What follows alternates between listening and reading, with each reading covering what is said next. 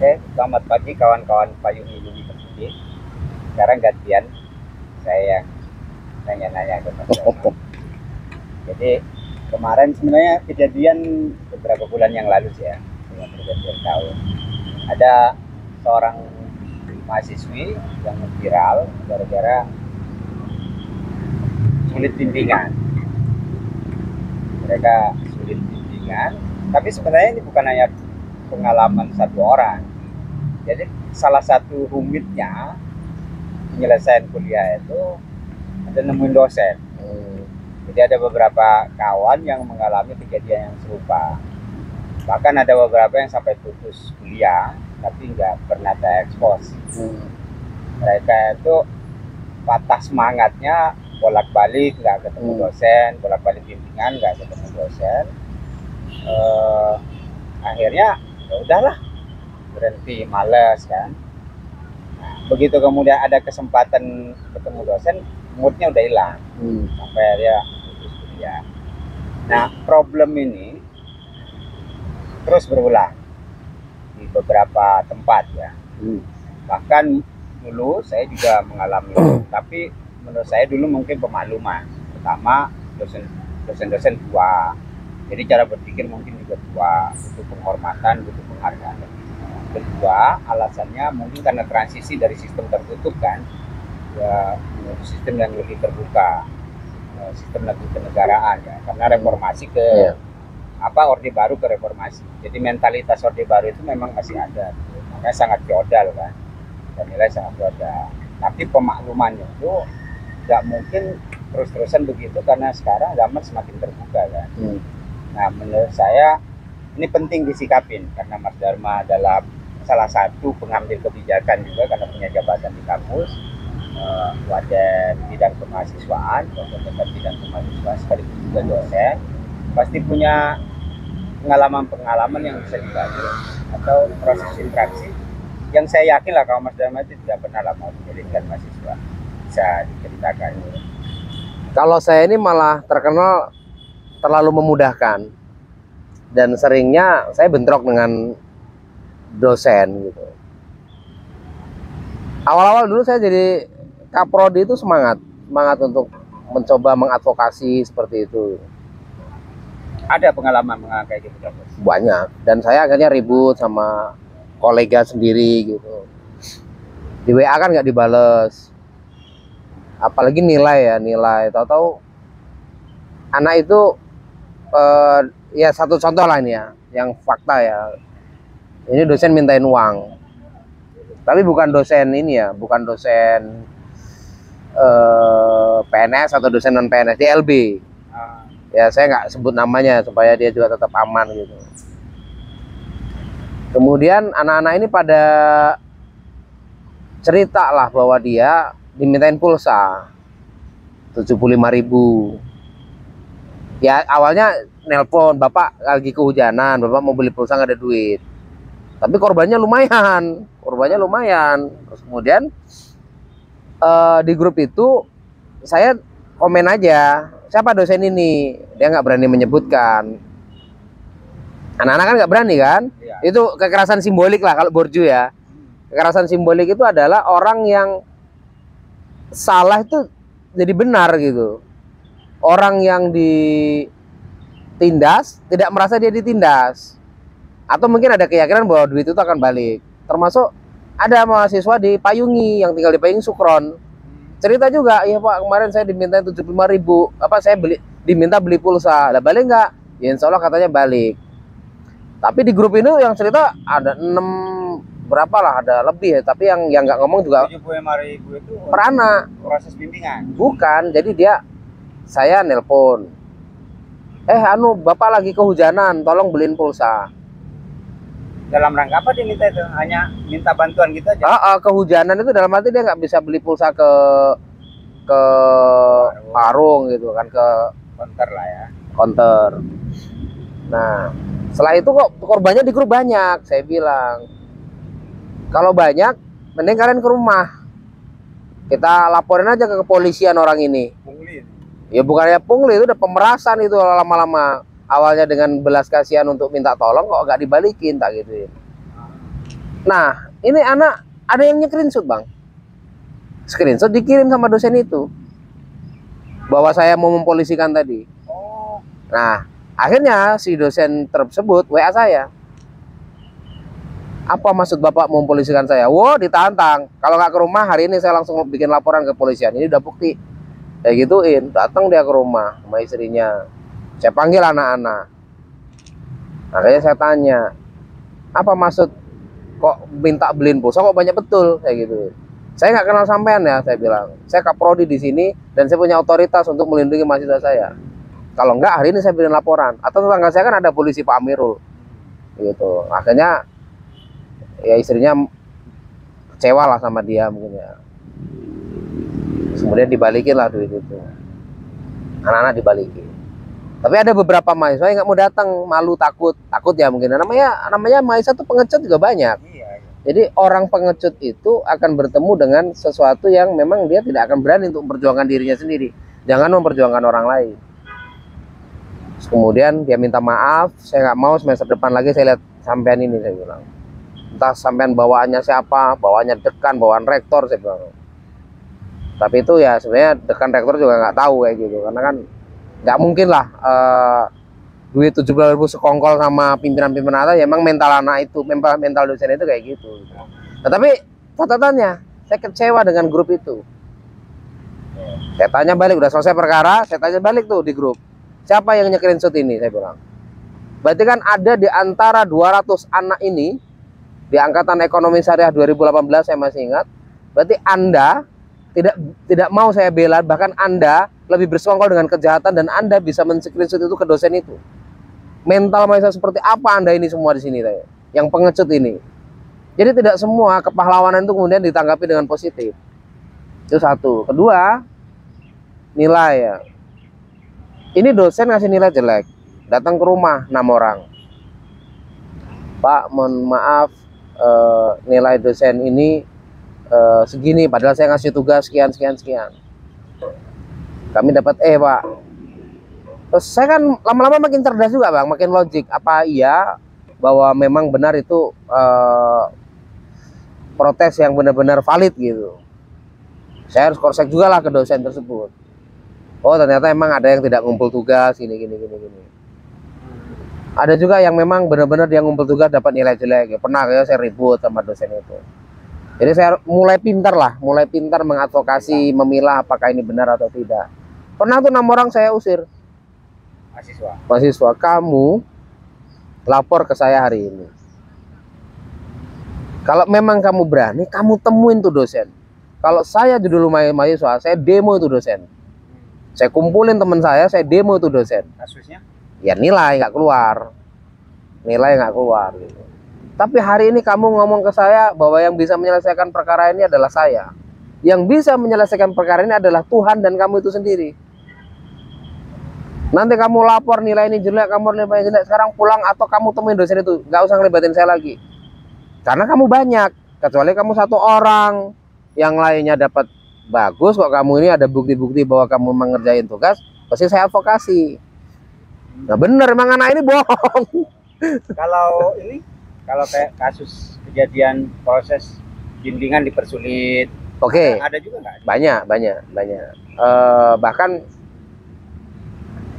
Bahkan saya ya pernah sebagai kaprodi, saya pernah datangin itu dosen, tolonglah Bu, ini tolonglah Pak, saya bilang. Ini anak ini, atau akhirnya saya ambil alih.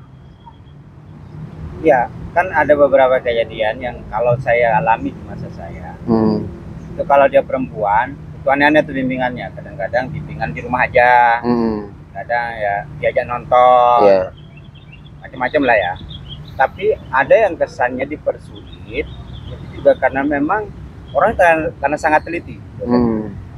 Baca memang orang itu salah, tapi kesannya juga dipersulit. Terus ada yang memang dipersulit karena ada permintaan sesuatu yang di luar hubungan. Iya. Ya. Dan itu kan rahasia umum. Ada semua di kampus. Bukan hanya di Yayan Metro saya kira ya. Semua mental ya seperti itu ada. Dan mahasiswanya juga saya lihat permisif juga, dalam artian secara tampilan dia menggoda. Makanya saya selalu ngomong ke anak-anak, kalau kalian bimbingan khusus perempuan, Kayak ngasih kode gitu ya. ya perempuan jangan mau di ruang. Kalau ada di ruangan tertutup, bawa temen, bawa temen. Saya waktu jadi Wadik 3 kemarin, baru dilantik, saya kumpulin Ormawa, saya sampaikan Anda adalah perwakilan dari mahasiswa, baik di himpunan mahasiswa, baik yang ada di Senat, baik yang ada di Dewan Eksekutif Mahasiswa, sekarang kan DEMA, kalau dulu kan BEM. SEMA, DEMA, Ormawa, tolong bantu saya mengadvokasi hal-hal yang kiranya terkait dengan kemahasiswaan. Saya ngomong gitu. Kan saya bukan Superman, saya bilang. Saya nggak bisa menyelesaikan ini secara person, kita harus buat sistem gitu. Nah, dosen-dosen seperti yang memang cari-cari cara untuk mempersulit itu sebenarnya teridentifikasi sebenarnya. Sebenarnya nggak juga sih Bang, nggak semua dosen kemudian seolah-olah jadi mohon maaf mesum gitu ya. Nggak yang sulit-sulit. Oh, yang sulit. Yang sulit ini mungkin ya dia faktor umur.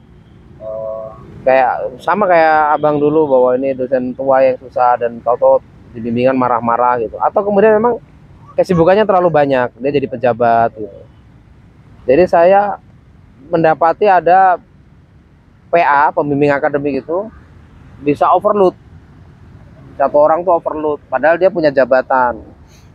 Ya saya keras kalau soal itu. Udahlah disamain aja. Atau dosen-dosen baru yang free-free itu kasih bimbingan banyak nggak masalah, karena kerjaan dia adalah kerjaan ngajar aja gitu. Kalau udah kayak saya ini kan kegiatannya selain ngajar, belum di pengabdian masyarakat, gerakan-gerakan apa namanya di luar kampus ya kan, belum saya di jabatan, maka saya juga menyadari nggak usah banyak-banyak. Bahkan ngajar pun saya cuma minta 2 kelas. Ada dosen tuh ngajar mungkin 4 kelas. Kalau dulu lebih parah lagi tuh, zaman-zaman Stein. Uang bimbingan memang ada ya. Bimbingan mereka banyak-banyak ngebimbing gitu. Bimbingan kecil sih. PA itu 25.000 per semester. Per semester. Kalau mahasiswanya yang memang terkesan susah diatur gitu. Kadang-kadang kan mahasiswa itu disalah-salahin, dia nuduh dosen yang mempersulit gitu. Ya ada ya, itu tinggal kita verifikasi sih.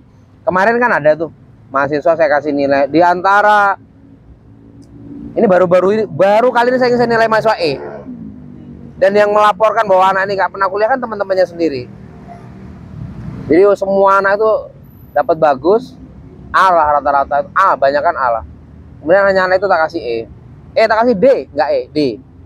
Udah ada WA terus, neror saya terus. Tolonglah Pak, ini Pak, ini Pak, ini Pak, ini Pak.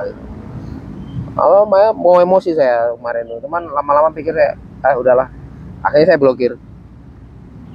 Jadi di semester ini dia itu dapat E 1, dapat D saya, dapat C 2 dari dosen lain. Kan saya cek sismik. Kalau memang dia ini memang rajin beneran dan memang teman-temannya pada bohong bahwa dia nggak rajin kuliah, mestinya nilai yang lain bagus kan. Nah saya kan punya super admin. Saya kan dosen yang ngurusin prodi kan punya super admin, bisa ngelihat sismiknya anak-anak. Atau saya panggil staf saya kan, coba cek sismiknya itu. Ya, artinya kan mahasiswa yang sebenarnya juga kelihatan mana yang sebenarnya suka baca buku, tingkat. Kalau itu beda lagi Bang. Kalau menurut saya tingkat literasi sekarang lebih rendah daripada kita. Saya kan di prodi itu tadi bikin model kayak sayembara lah. Kalau Anda bisa nulis di Lampung Pos, saya kasih 200.000 per terbit. Nggak ada. Bahkan saya minta si Saiful Anwar yang BMT Askia, karena saya Dewan Pengawas Syariah, tolong ada dana sosial untuk memberikan reward 200.000 bagi anak yang nulis di Lampung Pos. 400. Kalau memang di sana masih ada duit, taruhlah di 150, bisa 500 lebih gitu. Dan itu juga tidak ngangkat. Di stimulus pakai kayak gitu juga nggak ada yang tertarik Ya. ya. Mungkin karena era medsos hari ini kan orang senang video ya, nggak senang baca buku. Jadi kedalaman berpikirnya jadi kurang sih saya lihat. Nah ini kan problem juga kita, tantangan. Terakhir yang kita tanyakan, pola relasi yang ideal menurut Anda. Kita kan juga tidak bisa menunjuk Barat sebagai kiblat ya. Karena Barat itu kan tradisi yang dibangun memang dari awal tidak ada, berbeda dengan tradisi Timur ya, yang ewo bakewo, yang tabi, sopan santun, soal panggilan kakak, Adab ya, adab ketimuran itu memang sama sekali berbeda. Nah, Mas Dharma punya nggak pikiran pola relasi yang bagus antara dosen dan mahasiswa itu, kesetaraan itu tetap ada gitu. Kalau kita ngomongin Willy Aditya kan, ini bukan soal kemampuan dana, bukan soal kemampuan biaya, soal kuliah, tapi soal kemampuan otak, akal, intelektualitas. Orang bisa kuliah itu bukan persoalan dia bisa punya duit atau enggak, seharusnya kan, tapi soal dia mampu berpikir atau tidak. Nah, setara secara pemikiran memungkinkan nggak kita dengan dosen bisa bareng? Terus feodalistik itu masih saya kira masih. Kalau di UGM tuh dosen-dosen tuh dipanggil Mas ya. Di UGM tuh saya masih ingat orang-orang yang mesti senior juga panggilannya Mas di sana. Jadi intinya ya kalau saya mahasiswa yang sudah dipayungi pasti sama saya agak kurang ajar malahan. Udah nganggap saya kawan ya, kayak Sukron, Alpin ya, kongek-kongekan kita kan. Kan asik kalau dipayungi. Cuman kan nggak semua mahasiswa kan mau dipayungi. Nggak semua mahasiswa tuh mau interaksi dipayungi gitu. Walaupun mereka manggil Pak tapi kan guyup. Ya guyup gitu. Cuman sebenarnya yang mesti diubah pola komunikasi dan pola interaksi yang memang harusnya dia lebih cair. Kalau diskusi ya setara secara pemikiran. Biasanya hierarki itu terbangun karena dia sering di ruang kelas. Nah, kenapa kemudian ada kampus Merdeka? Sebenarnya kan itu mengajak untuk bisa berkegiatan konkret di tengah-tengah masyarakat dan dia ada interaksi timbal balik. Bukan hanya soal diskus di ruang kelas yang akhirnya dosen atau guru jadi center of excellence kan. Harusnya kan dia hanya fasilitator. Dosen tuh kalau pandangan saya itu fasilitator. Saya kan ngomong kita kan dikerangkeng oleh 4x4 ruangan. Kemudian dipaksa baca buku yang silabus saja. Betul. Walaupun sebenarnya otak kita bisa melampaui itu kan. Betul. Dan kalau kita bicara pendidikan merdeka, kegiatan di luar lapangan itu kita akan punya pengalaman, Bang. Kalau orang disampaikan teori gitu. Orang tuh bisa jadi nyambung, bisa jadi ngantuk. Tapi kalau orang setelah teori kemudian diajak ke lapangan, diajak untuk menuntaskan satu persoalan. Nah, jadi ini ada project. Oke, ini ada persoalan sampah di satu masyarakat. Atau kita ajak ke kampung anggur. Ini ada metode bagaimana kita mengambil sampah untuk ulat maggot sebanyak-banyaknya, gimana caranya yang paling efektif. Bagi orang yang bisa modeling, bagi orang yang bisa matematika, bagi orang yang bisa menggerakkan ekosistem masyarakat, itu kan bisa dimodeling kan, bisa dimatematikkan. Oh, jam sekian diambil tugasnya ini gitu. Jadi dikasih project sesuatu untuk menuntaskan satu persoalan. Itu sebenarnya lebih konkret dalam dunia pendidikan. Ya, itu beberapa kali saya ketemu dengan senior kayak Pak Sutanto Sastra Reza di UNS. Itu anak-anak diturunkan tuh ke pasar gitu, ke Klewer untuk kemudian menghitung bagaimana pola pedagang, interaksi dan sebagainya, promosi bahkan. Nah, ada juga hal yang perlu kita pahami, belajar di ruang kelas itu hanya bisa diserap 20%. Jadi saya ngajar tuh, ini kelas.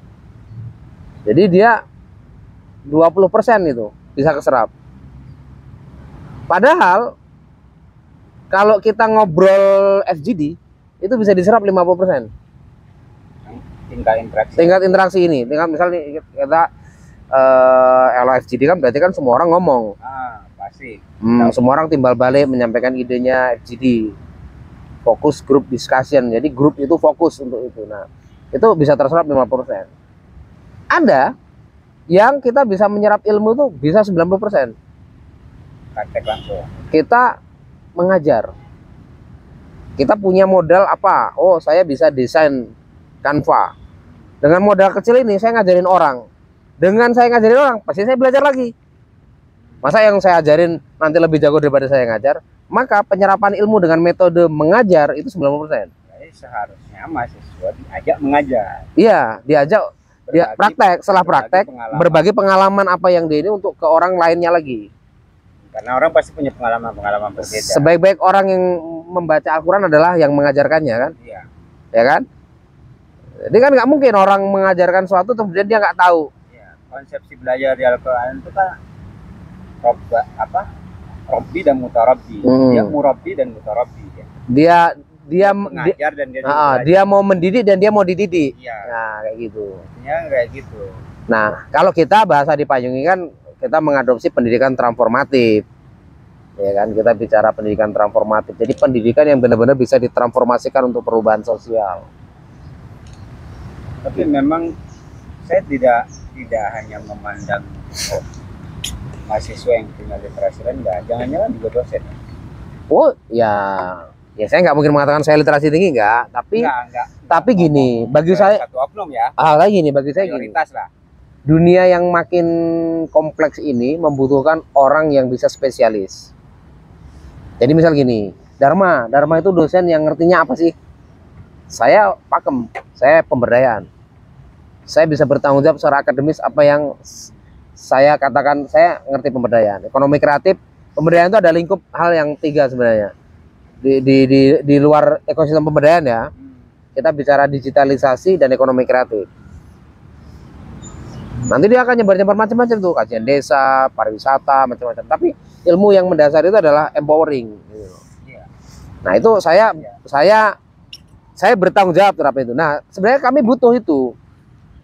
Kami butuh suatu yang spesifikasi kayak gitu, spesialis. Saya bicara seperti ini ya, saya bertemu dengan orang-orang profesinya dosen, tapi saya tidak usah menyebut nama, dan saya juga itu tidak mewakili semua dosen kan. Dia doktor, mau perintah. Tapi orang nggak tahu ilmunya apa. Enggak, bukannya itu. Spesialisasi. Baca bukunya nggak pernah, jarang ya. Kok dia bisa doktor itu heran loh. Ya itu rajin sekolah lah. Rajin sekolah. Iya kan sekolah itu tanda dia pernah ijazah itu tanda dia pernah sekolah, bukan dia tanda dia berpikir. Kata orang bisa jadi dokter walaupun kurang baca ya. Ya di kampus-kampus ya, pejabat tuh banyak yang dokter dan bayar. Lihat gelar-gelar. Kalau di pejabat kan mungkin dia presiden, masa dia jadi dosen? Ya nggak semua sih Bang. Cuman saya kan juga belum dokter ya. Cuman kan saya nah kayak Bu Mufliha itu adalah orang yang ngerti gender, risetnya, spesialisasinya. Nah itu saya senang saya senang orang bangun karakternya sendiri. Saya senang. Orang Bu Elva itu dia kekerasan seksual ya. Jadi dia ngomongin hukum tapi fokusnya di kekerasan isu seksual. Kalau istri saya itu dia biologi tapi lebih ke gender lingkungan. Karena dia juga WES gitu. Jadi sekarang dia fokus ke soal gender dan lingkungan hidup. Dan itu kan sangat relate antara perempuan mengupayakan kesehatan lingkungan, bagaimana mengupayakan transformasi dengan mengelola bank sampah di Payungan. Itu juga bukan hanya diceritakan, didiskusikan, tapi coba terus dibangun, dipraktekkan, menciptakan habit. Atau kalau dalam kajian yang kemarin baru saya pelajari dari senior saya datang ke Payungan kemarin, SROI, Social Return on Investment. Jadi itu bagaimana kita melihat sesuatu tindakan sosial itu bisa dihitung. Capaian Payungi hampir 9 miliar. Tapi kata dia ada yang lebih mahal dari sekedar capaian 9 miliar, yaitu adalah SROI-nya. Menghitung SROI, Social Return on Investment. Laba sosialnya dari investasi masyarakat ini berapa? Jadi komitmen habitusnya, habit yang dilakukan oleh masyarakat, Sabtu pagi gotong royong, Sabtu sore gotong royong, tadi malam pesantren wirausaha, malam Kamis infak iuran, sedekah makanan. Jadi tindakan-tindakan sosial ini bisa dimatematikkan, bisa dihitung, dan jangan-jangan itu lebih besar. Kalau di nominal. Iya, kalau di nominal lebih besar dari sekedar capaian atau dirupiahkan gitu. Iya. Seroy menghitung itu. Iya pasti lebih besar. Iya. Kadang-kadang kan penghargaan kita terhadap pikiran, terhadap kerja yang seolah-olah nggak ada upah ya. Itu kan sangat miskin penghargaan. Bayangin ya, saya selalu dulu ngomong, kita kan berpikir kita bekerja di luar rumah sebagai suami gitu, istri bekerja di dalam rumah, dia menyetrika baju kita, mencuci baju kita, membersihkan rumah kita, menjaga anak kita, membuatkan sarapan bagi kita, memasak. Tapi kan penghargaan kalau dinominalkan kita tidak pernah berpikir itu kan. Nah, kalau itu dinominalkan, Iya. Mau banyak. gimana caranya menominalkan? Ibu Cari rumah. orang yang mengerjakan itu. Iya. Betul. Nggak cukup Nggak gaji untuk cukup. bayar mereka. Nggak cukup. Nah, mestinya kan kalau umpamanya mau menafkahi, masih ada orang yang berpikir soal separuh gaji dia untuk istri. Ya, menurut saya juga itu nggak manusiawi. Jadi Iya. sebenarnya kan persoalan kerja domestik dan publik ini bukan persoalan diskriminasinya perempuan bekerja di rumah, penghargaan terhadap pekerjaan rumah. Nah, mestinya memang di situ. Kalau orang mau ini adil, ya dikonversikan aja. Tapi saya ingin kembali ke kampus. Mas Dalam pasti punya imajinasi tentang kampus yang ideal. Ya cita-cita atau ada punya pesan lah untuk pengolahan kampus masa depan yang lebih manusiawi, lebih Iya. ramah gitu. Kira-kira apa imajinasi? Saya membayangkan kampus itu tempat diskusi kok. Orang tuh menggugat Tuhan aja boleh kok di kampus tuh. Jangankan menggugat dosen, menggugat negara ya kan. Mempertanyakan Tuhan di tengah-tengah ruang akademik tuh boleh kok. Berarti setuju dengan dekonstruksi dan desakralisasi. Wah, Ya? sangat gitu. Dekonstruksi Derrida gitu bahwa karena orang yang bertanya tentang ketuhanan tuh pasti malah dia lebih teis kan gitu. Ateis itu kan sebenarnya sangat teis loh gitu. Karena dia mempertanyakan itu untuk meyakinkan gitu kan. Nah, kenapa kemudian hal-hal yang sifatnya ekosistem? Karena la ilaha itu negasi. Baru ilallah, Iya. Betul. Tiada Tuhan itu negasi. baru afirmasi. Habis itu mengafirmasi bahwa selain Allah, Allahnya itulah. Nah, ini kan sebenarnya konsepsi pikiran manusia yang sebenarnya banyak kesempatan kita untuk mendengarkan berbagai macam pengetahuan itu di kampus. Kesempatan kita untuk integrasi interkoneksi, ya integrasi interkoneksi pengetahuan di kampus. Keilmuan saling menyapa lah, ya kan. Dan payung itu kalau di dalamnya bisa dikaji lagi kan, macam-macam pengetahuan prodi bisa masuk. Prodi ekonomi syariah, prodi akuntansi syariah, perbankan nggak hanya ngomongin bank uang, bank sampah, bank maggot, bank madu, macam-macam tuh di kampung kreatif. Apa prodi pendidikan transformatif kita malankan di sebuah ruang gitu. Nah, saya membayangkan kampus-kampus itu tidak asik berbincang di dirinya sendiri. Kampus ini harus mau keluar arena. Jadi perjuangan arenanya kampus itu bukan hanya di dalam kampus. Merespon realitas di luar sekitarnya itu, bikin kampung-kampung kreatif gitu. Dan itu saya kerjakan loh. Saya kan nggak ngomong aja ini. Saya nggak ngomong aja ini. Dan itu kalau boleh jujur itu akan mendongkrak akreditasi lembaga. Buktinya prodi kami A.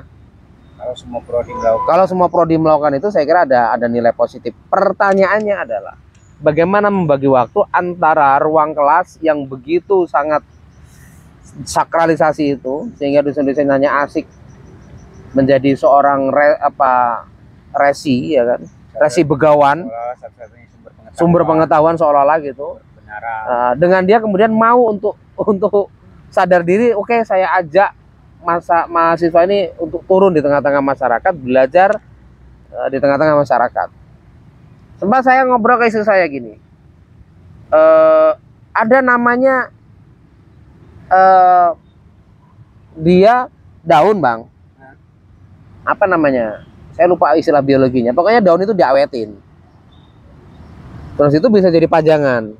Ini daun atau daun dan rantingnya itu diawetin pakai cairan apa, kemudian dipamerkan apa itu? Apa sih? Herbera atau apa namanya itu? Mohon maaf lupa karena saya juga bukan orang biologi ini. Ini menandakan bahwa keilmuan itu kan terbatas ya. Karena itu bukan bidang saya gitu. Nah, saya bilang ini bisa dikawinkan dengan kampung anggur.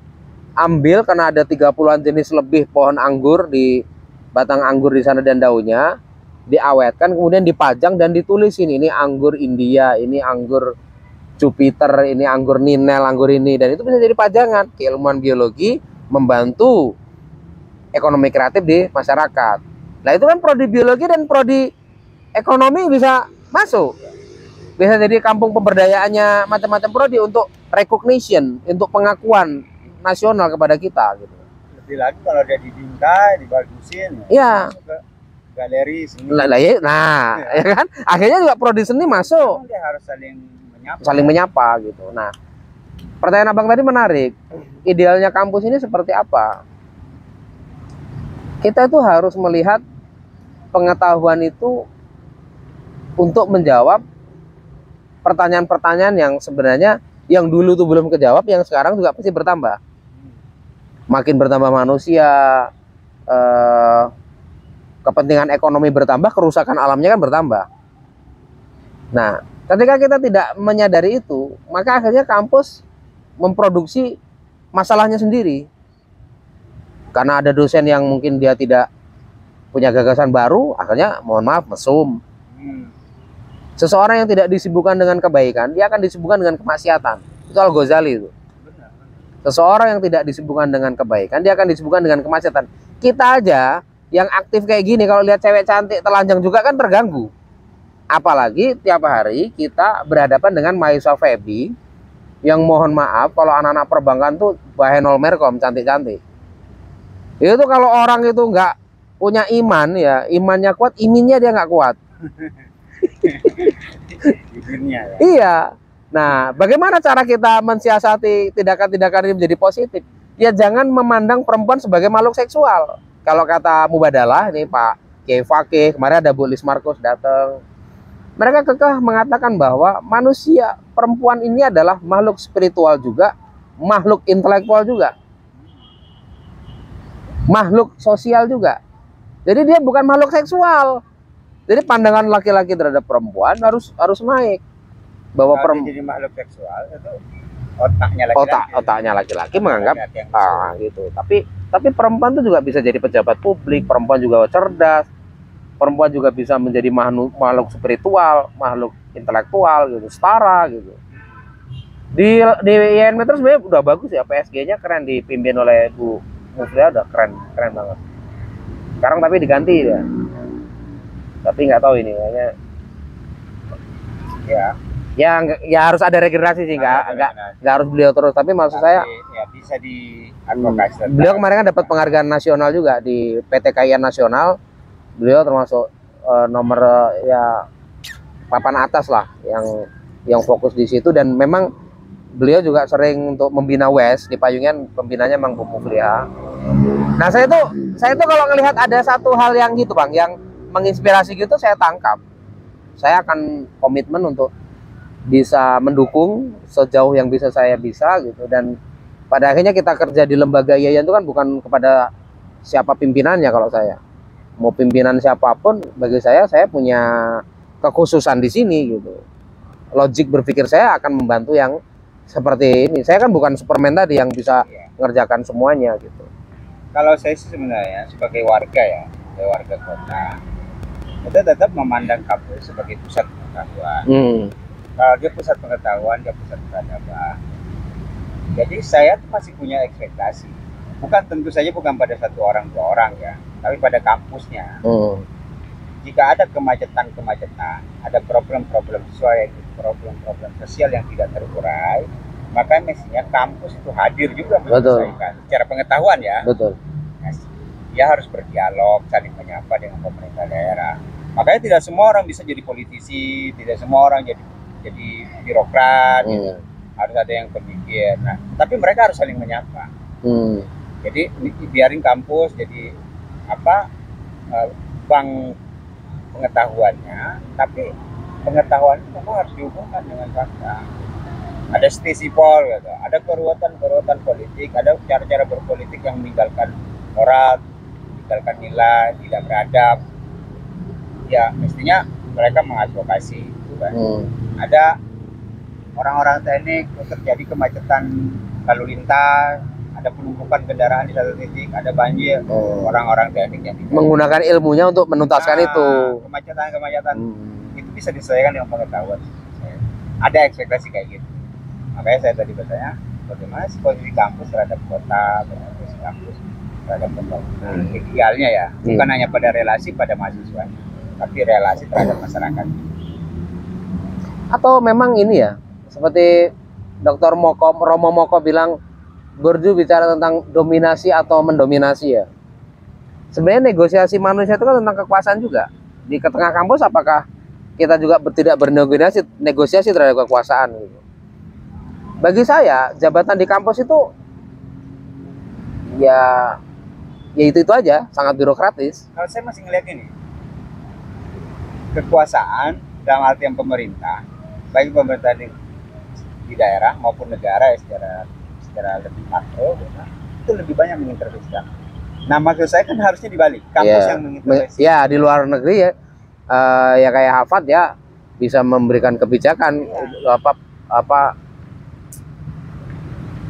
isinya hasil risetnya kampus benar-benar digunakan oleh kebijakan pemerintah. Poinnya pemerintah yang rugi kalau nggak pakai kampus. Betul. Kayak gitu. Karena dia akan anti pengetahuan. Iya.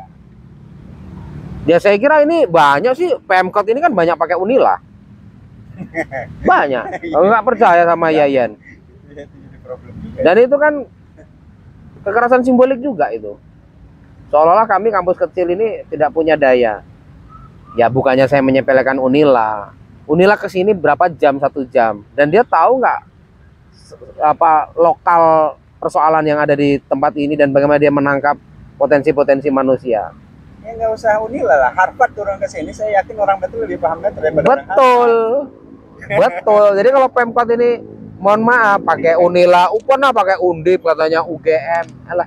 Harvard, Oxford turun di sini ya, no ya. Ya saya yakin masih bisa lebih paham orang betul, walaupun dia di kampus. Kira-kira kayak gitu. Atau gini bang, memang di zaman digital seperti ini tidak ada kekuasaan yang benar-benar bisa ngatur semuanya. Seorang wali kota itu dia tidak bisa mengatur sesuatu yang memang tidak bisa dia masuk. Jadi saya mau katakan kekuasaan ini sudah terdistribusi. Harusnya memang seperti itu. Kekuasaan tidak boleh absolut. Iya, dan dia sudah terdistribusi ke macam komunitas. Komunitas tuh banyak yang sama seperti menghitung modal. Nah, kita udah percaya ya modal ada 4 ya. Kapital budaya, kapital ekonomi, kapital budaya, kapital simbolik, kapital sosial. Jangan-jangan payung itu kapitalnya gede juga tuh. Pastilah. Daripada satu dinas. Iya. Maksud nggak? Iya, tapi gini maksudnya. Bukan meluruskan, bukan menyalahkan pendapat itu. Paling tidak ada hal yang dilampaui Presiden Bayuni atau komentar-komentar lain melampaui dinas. Tapi yang harus diingat, ada kebijakan-kebijakan teknis terkait dengan regulasi, perda macam-macam yang tidak bisa dieksekusi. Jadi ada kekuasaan terbatas di negara, gitu, yang tidak bisa dilakukan sebagaimana komunitas lakukan. Penguyuban, kesukarelaan itu tidak bisa dilakukan mereka. Iya. Ya pemerintah itu hanya punya kapital ekonomi dan kapital simbolik. Iya. Jabatan itu sebagai simbol, kemudian uang yang di APBD itu yang kemudian menjadi rutinitas mereka itu hanya menjadi kapital ekonomi yang biasanya hanya jadi, mohon maaf, bancaan mereka sendiri. Ya sebenarnya kan bisa positif semua. Kita bandingin Payungi, begitu kemudian datang ke satu perusahaan, nggak bisa marah-marah, perusahaan ini penyebab banjir ini karena perusahaan ini merusak drainase, merusak gorong-gorong apa-apa gitu. Udah marah-marah ya. Tapi kalau pemerintah daerah yang datang. Tapi kalau perguruan tinggi, kapital ekonomi dia punya uang bang. Program-program kegiatan kampus ini juga saya kira lumayan lah. Kalau mau dibawa ke masyarakat, biasanya dikerjakan juga di perguruan tinggi. Iya, dia hanya mohon maaf, kocok bekem seminar gitu. Sekali-sekali seminar tuh ya di masyarakat, di Kampung Anggur, di Payung, dibawa ke sana, dilibatkan masyarakat untuk melihat itu. Itu kapital ekonomi. Kedua, secara budaya, orang-orang terampil, ya kan, budaya itu kan soal kapasiti pendidikannya, keterampilannya, bakatnya, itu budaya. Kampus punya. Orang-orang yang tadi bergelar doktor itu saya kira punya itu. Secara intelektual organisnya Gramscian kuat, bisa mempengaruhi orang. Rata-rata dosen tuh bisa lah mempengaruhi orang ya. Kapasitas seorang dosen ngomong di tengah-tengah masyarakat tuh pasti lebih didengar lah, mohon maaf, daripada tukang beca gitu kan. Yang ketiga, kalau kita bicara tentang kapital sosial ketika saya ngomong di tengah-tengah masyarakat tuh ya tinggi. Di Payung itu kan orang ya tahu saya dosen, saya ngomong gitu. Jadi modal sosial saya untuk bicara kepada teman-teman masyarakat di situ tuh ya lumayan gitu. Nah semua ada 300-an dosen nih dia ya nih, 300-an dosen loh. Itu kan luar biasa di kampungnya masing-masing dia. Saya kira banyak yang jadi tokoh agama, banyak gitu. Yang keempat kita bicara simbolik. Ya tadi akses saya terutama, kemudian juga banyak kolega macam-macam jejaring luar. Kayak abang ini kan juga bagian dari modal simbolik saya. Terus saya punya kawan tuh, Bang Rahmat punya kampung buku ini. Itu kan relasi kayak gitu. Nah di kampus yang menjadi problem adalah maukah intelektual ini berkolaborasi. Nah ini kan muncul nih. Jadi intelektual kolektif. Nah jadi intelektual kolektif. Dari intelektual organik ke kolektif. Nah itu problem.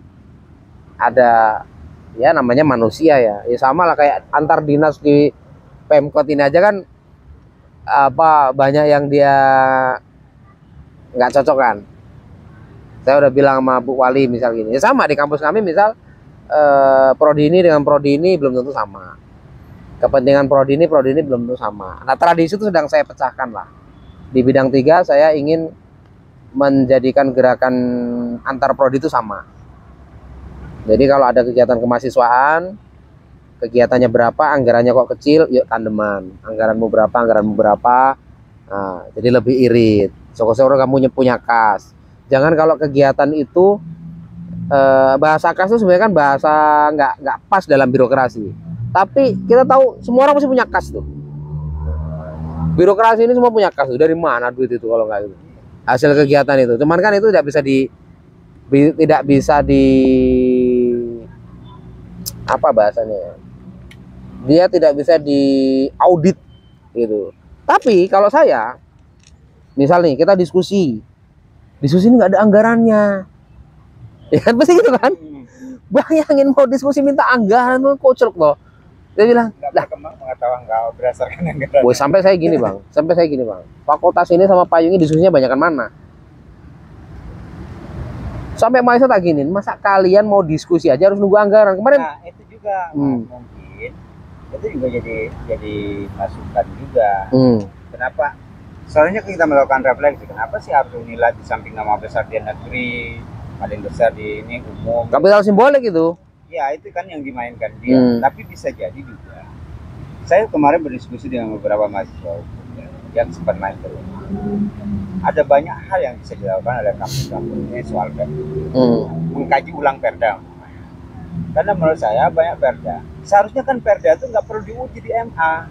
Perda ini kan kadang-kadang bertentangan dengan undang-undang. Sekian banyak perda ditolak sama Mendagri kan, ya, ditolak di Kemenkumham, macam-macam lah dievaluasi itu. Perda bermasalah, ada ribuan perda bermasalah se Indonesia. Dan lapornya ke MK semua. Di MA kan, karena kalau uji materi perda itu dengan undang-undang di MA kan. Oh ya kalau itu undang-undang MK. Nah, saya melihat itu ada banyak problem. Nah, seharusnya setiap perda itu dikaji. Saya itu kan lucu kemarin, ada kan kita ini dibagi beberapa di perda soal tata ruang kita, itu kan dibagi wilayah ini wilayah apa, wilayah zona apa gitu. Terus saya ngomong lah sama DPRD, bukan yang periode sekarang ya, periode kemarin, itu nggak sesuai dengan perda RT. Ya perda RTW kita udah ketinggalan sama. Jadi perda yang harus disesuaikan dengan keinginan mereka. Kalau nggak sesuai, perdanya direvisi. Nah, menurut saya kan perlu juga keterlibatan kampus. Fakultas hukum lah ya. Fakultas hukum diskusi-diskusi soal itu, sehingga mereka punya posisi tawar terhadap perda. Jadi perda-perda yang menurut saya melanggar, diuji, gitu. Karena itu kuat. Biasanya itu kuat. Kalau bahasanya intelektual menyoal persoalan itu menjadi problem gitu. Opininya kuat. Opininya kuat. Nah itu kan masuk modal juga. Iya, kan? Ya maksudnya dokter-dokter itu jangan jadi pajangan, ya. Modal ya. Kalau Mas Dharma ngomong sebagai intelektual, akademisi, itu berbeda pasti dengan warga biasa yang ngomong atau staf ahli lah apa siapalah di situ ya. Beda kalau apalagi kalau bareng-bareng. Iya. Ya tadi dokter jadi pajangan tuh kayak gitu. Jadi tidak punya fungsi untuk pengetahuannya menjadi berpengaruh gitu loh. Punya gelar tapi tidak punya pengaruh sosial gitu karena memang dia itu tadi ya, hanya mementingkan saya dokter loh, saya punya ijazah dokter. Norak malah menurut saya. dosen-dosennya ini punya mental nyari duitnya peras mahasiswa ya, atau nyulit-nyulitin mahasiswa sebagai kode biar mereka negosiasi kan. Bisa jadi, bisa jadi. Tapi nggak semua Nggak semua di kampus nggak kayak Nggak gitu. semua. Pasti takut lah kalau di kampus macam kayak gitu. Sekarang kan banyak laporan-laporan dan demo-demo. mereka dengan cara-cara Abang tahu nggak demo terakhir itu kan? denger aja. Denger kan? Itu sampai FYP bang. For your pick di TikTok. Dan dosen ini nggak ngerti FYP. Sialnya juga nggak ngerti FYP bahwa kampusnya sedang viral negatif. Viral Iya, viral FYP. Di TikTok tuh FYP. Tapi kan dosen yang tua-tua ya, yang senior-senior nggak ngerti FYP itu apa. Tapi saya juga mau capek mau ngejelasin di grup ngapain karena dia nggak main TikTok juga. Padahal kalau mereka paham dan mereka punya TikTok, waduh gila kampus kita viral se-Indonesia, FYP lagi kan gitu. padahal banyak posisi tawar yang Dan saya di bidang mahasiswa itu malah seneng kalau mahasiswa kritis. Makin banyak orang kritis kan makin membantu dunia stabil. ya suksesnya dosen itu kan kalau Iya. cara Ciri pikir mahasiswanya ya, ciri intelektual kan skeptis dia. Dia tidak mau menerima begitu saja. Ciri intelektual kan skeptis. Tapi banyak dosen juga masih berpikir mereka mendidik mahasiswa saat sama seperti memelihara binatang ternak. Kalau nurut Ya mungkin ada lah, banyak mungkin ada ya. Tapi kalau saya terus terang saya senang mereka kritis. Iya, saya ini bukan tanpa fakta. Saya melihat mahasiswa itu senang, dosen itu senang sama mahasiswa yang penurut, yang tidak suka membantah. Nah, itu kan karakter orang yang punya penggembala sama binatang ternak ya kan kayak gitu. Gila tuh kalau sampai masih dipelihara cara-cara pikir. Satu hal gini.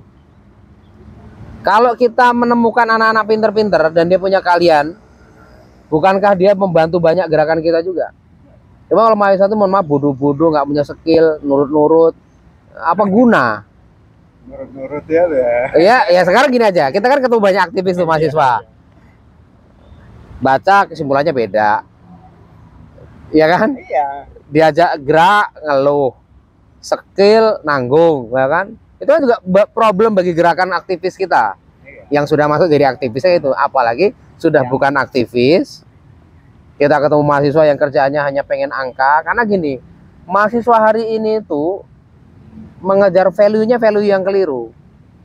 Dia value-nya value skor, bukan value nilai bakat, nilai karakter, nilai kejujuran, nilai keberanian, nilai kritis, nilai komitmen, nilai perjuangan gitu. Anak-anak sekarang tuh ngejar IPK-nya gede, dia skornya gede 3,9 gitu. Tapi aktivismenya rendah, gerakannya rendah, Nalarnya juga rendah. iya nalarnya rendah, bacanya rendah. Jadi value yang dibangun bukan value pada sebuah nilai-nilai perjuangan, tapi value yang mereka pahami adalah skor gitu. Saya selalu bilang mahasiswa melawan salah, jadi melawan dan salah ya. Itu proses belajar. Jadi kebenaran itu kan didapat setelah kita berproses berulang kali salah, kemudian kita menganalisis ini kenapa gagal. Oh, maksudnya mahasiswa melakukan kesalahan toh biasa lah, anak-anak muda salah biasa. Dia berarti, jadi dia ngomong mendebat di forum, salah pendapat dia lucu lah kira-kira dalam pandangan kita. Tapi itu proses. Iya, dan menurut proses. saya itu udah hebat. Nah itu kan mestinya dikembangkan, nggak langsung dipatahkan juga. Daripada orang diam. Saya kok senang kata-kata Rocky Gerung. Ya nggak semua Rocky Gerung itu bener ya, tapi dia bilang gini deh. Bapak bangsa kita tuh adalah orang yang senang bertengkar, kata dia. Kalau ada pertengkaran berarti ada pemikiran. Ada percakapan, ada pertengkaran berarti ada pemikiran. Nah, elit-elit kita hari ini tuh nggak suka bertengkar, kata dia. Berarti kan mereka sudah deal di belakang. Lawan secara gagasan. Soalnya salah benar itu proses belajar. Iya. Oke, mungkin gitu dulu. Kita soal dinamika kampus, memang di mana saja kampus terlalu punya problem yang sama, mahasiswa itu subordinat dosen.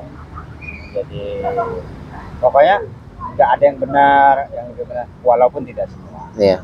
Jadi tidak macam-macam itu selalu dosen jadi titik sentral pengetahuan. Ya, mungkin mudah-mudahan ke depan berubah karena di mana-mana kampus masih sama ya dalam tradisi. Iya ya, tapi poinnya gini Bang. Ini poin terakhir saya sampaikan ya. Di tengah-tengah kampus juga kan seperti masyarakat juga. Ada baik, ada buruk. Mungkin ada yang minta burung, ada yang minta apa namanya tas, minta ini gitu. Ketika Anda menjadi mahasiswa berkualitas, maka Anda akan berani melawan itu ya. Dan ketika Anda tidak berani melawan itu dan meminta dosen salah satu sampean hanya untuk melawan diri sendiri, Anda adalah bagian dari orang yang pengecut. Dan di masa depan di masyarakat Anda akan menjadi pengecut itu sendiri. Seperti hanya ada orang, mohon maaf, dia mengalami kekerasan seksual gitu. Bisa jadi dia akan menjadi pelaku di masa depan. Karena dia tidak berani melawannya gitu. Jadi korban-korban ini juga akan menjadi pelaku di masa mendatang. Nah, kita harus putus itu. Tradisi-tradisi buruk itu kita putus semua, kita harus berani. Dan kita satu sama lain saling koreksi. Dan saya kira kampus akan makin sehat gitu. Jadi menemukan sesuatu yang memang menurut kita menyimpang, poinnya adalah berani dan lawan. Berani dan lawan. Oke, terima kasih atas waktunya Mas Dharma, kawan-kawan yang sudah sedia. Salam. Salam Bayungi.